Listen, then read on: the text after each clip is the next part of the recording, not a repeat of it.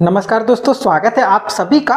Power grid की तरफ से बहुत बड़ी रिक्रूटमेंट निकल करके आई है, जिसको हम लोग PGCIL शॉर्ट फॉर्म में जानते हैं, जो कि भारत की महारत्न कंपनी में एक है।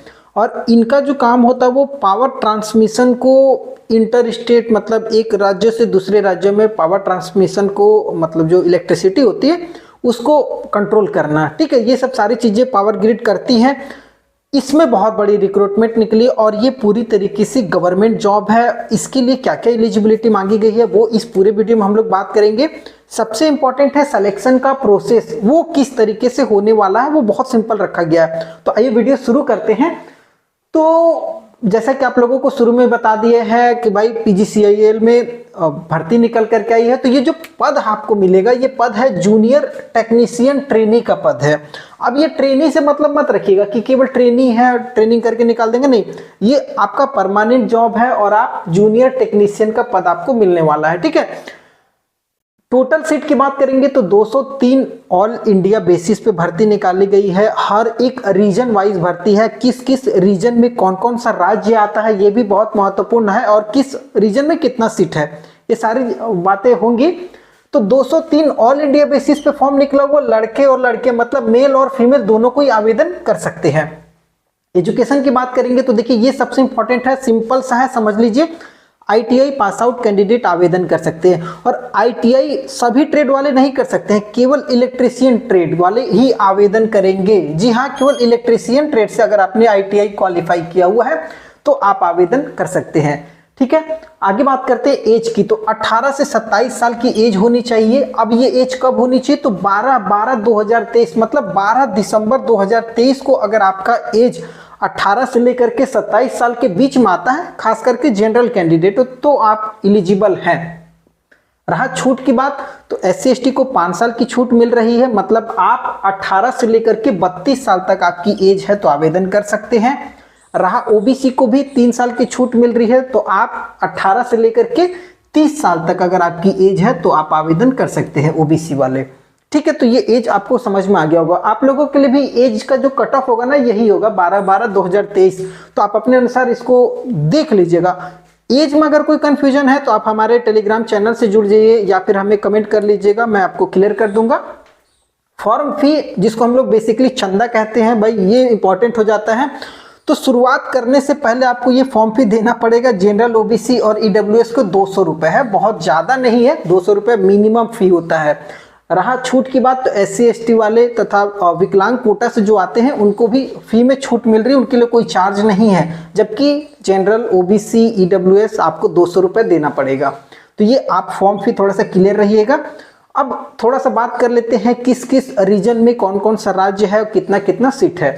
देखिए जोन वाइज अगर मैं बात करूंगा तो यहाँ पर अगर आप देखेंगे तो नॉर्थ रीजन है, ईस्टर्न रीजन है, नॉर्थ ईस्टर्न है, साउथ रीजन है। तो इस तरीके से अगर मैं नॉर्थ 1 रीजन की बात करूंगा तो इसमें टोटल 15 सीट है। नॉर्थ 1 रीजन, आप जो भी रीजन में आवेदन कीजिएगा वहां पर सबसे पहले सीट देखिएगा कि आप जिस कैटेगरी में आवेदन कर रहे हैं उस कैटेगरी का आपको उस स्टेट का सर्टिफिकेट होना चाहिए। ठीक है, दूसरी बात, आपके उस कैटेगरी में सीट है कि नहीं है, ये महत्वपूर्ण रहता है। तो काफी लोग क्या करते हैं ना, कि उस कैटेगरी में सीट है नहीं या 1-2 सीट है, उस पर आवेदन कर देते हैं और पता लगता है कि बहुत जो कंपटीशन है वो टफ हो गया है। वैसे भी 203 सीट है तो कंपटीशन थोड़ा सा टफ रहेगा ही। तो नॉर्थ 1 रीजन में बात करेंगे 15 सीट है, जिसमें दिल्ली, राजस्थान, उत्तर प्रदेश, उत्तराखंड और हरियाणा वाले आवेदन कर सकते हैं। यूपी का कुछ कुछ पार्ट है, जबकि हरियाणा का भी कुछ कुछ पार्ट है। ये सब आवेदन कुछ कुछ राज्य इसमें आते हैं, तो आप एक बार सर्च जरूर कर लीजिएगा जब भी फॉर्म भरिएगा ना। तो नॉर्थ 1 रीजन में कौन कौन सा राज्य, कौन कौन सा पावर ग्रिड आता है वो ध्यान में देख करके ही आवेदन कीजिएगा। उसके बाद नॉर्थ 2 की बात करेंगे। नॉर्थ 2 रीजन में 30 पोस्ट है, जिसमें हिमाचल प्रदेश, पंजाब, हरियाणा और चंडीगढ़ वाले आवेदन कर सकते हैं। ठीक है, नॉर्थ रीजन में जो तीसरा नॉर्थ रीजन है इसमें टोटल 45 सीट है। यहाँ पर उत्तराखंड, उत्तर प्रदेश और मध्य प्रदेश वाले लोग आवेदन कर सकते हैं। रहा बात बिहार और झारखंड वाले, तो आप ईस्टर्न रीजन 1 में आवेदन कीजिएगा। टोटल 8 सीट है, बहुत कम है बिहार झारखंड के लिए, तो बिहार झारखंड वाले 8 सीट पे आवेदन कीजिए।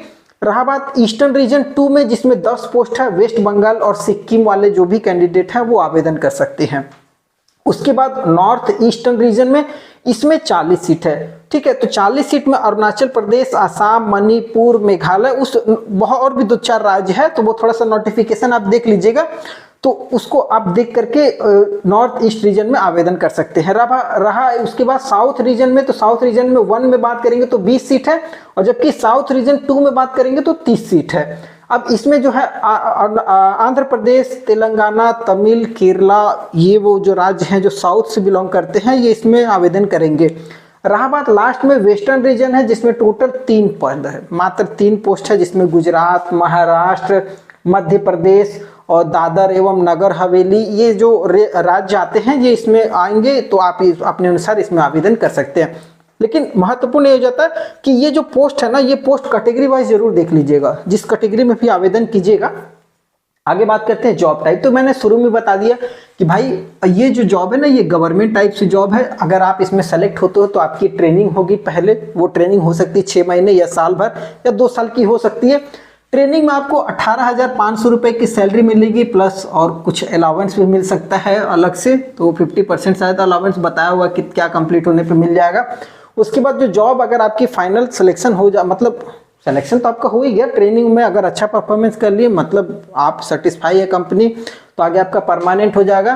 तो 21,500 रुपये से आपका बेसिक पे जो शुरुआत होगी, और ये आप आराम से, बहुत अच्छी रेप्यूटेटेड जॉब है, क्योंकि ये जूनियर टेक्नीशियन का पद है।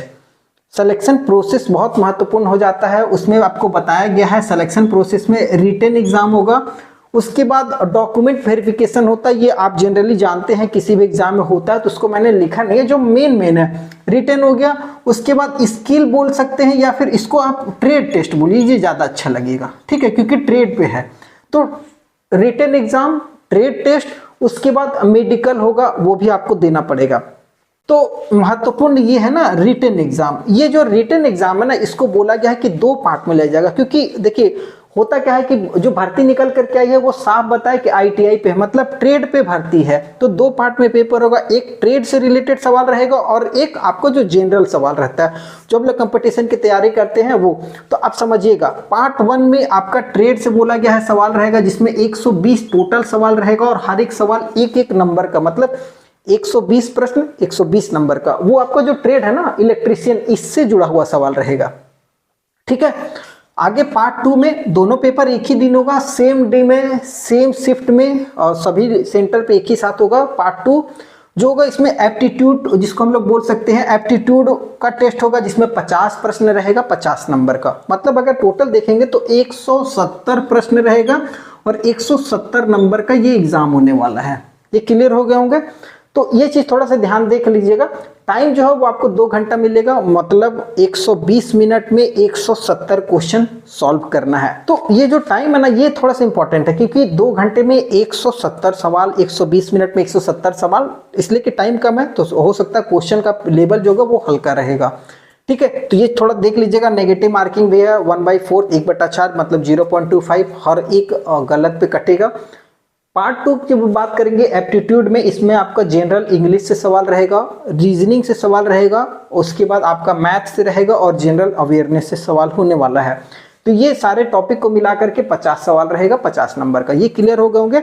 आगे जो फाइनल मेरिट है ना, वो मैं आपको क्लियर कर देता हूँ कि फाइनल जो मेरिट बनेगी वो केवल और केवल रिटन एग्जाम पे बनने वाली है, जबकि आपको स्किल जो या ट्रेड टेस्ट है इसको पास करना पड़ेगा। ट्रेड पे कोई आपका मतलब मार्क्स नहीं है, लेकिन उसको पास करना जरूरी है। अगर फेल होंगे तो वो फिर आप बाहर हो जाएंगे।